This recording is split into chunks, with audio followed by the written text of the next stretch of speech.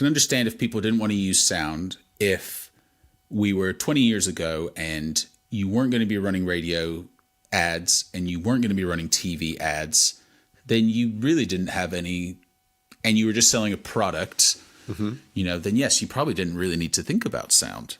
But if you are a brand that is at all involved with social media, and you're selling stuff online, then you are using video content, then you already have sound. Like we always say, everyone has a sonic branding strategy already.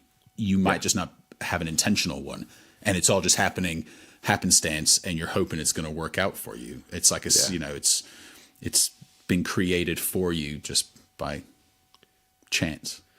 Yeah, we've made a real great partnership recently with a guy called Joe Sauer, who is world leading in what he does in terms of his research and testing. And he was telling us a really interesting story about BMW were seeing a decline in how people were responding to the brand.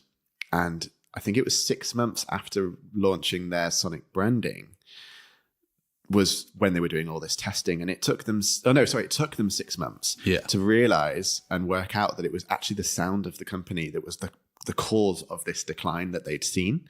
They were testing their visuals, they were testing, socials, all these other elements that they were putting out into the world, because it's complex to think about every little element that a brand is putting out into the world and testing which one is not being favorable for them. But it was sound, and they had to go back to the board and redesign and edit and tweak. I think he gave us another example. I think Nissan, they just cut it. Yeah, Nissan, yeah. Yeah, so that's the power of it as well. And people aren't just, brands aren't just putting stuff out into the world and just hoping for the best anymore. They are actually attributing some of this decline or positives, increases to the sound that they are using and being able to prove it as well. I think that's the difference now. We're getting to the world where science is able to help us determine whether or not sound is having a positive or negative impact.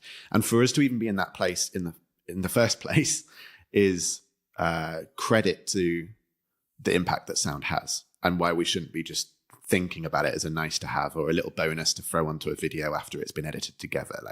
That decision is going to have an impact on your brand.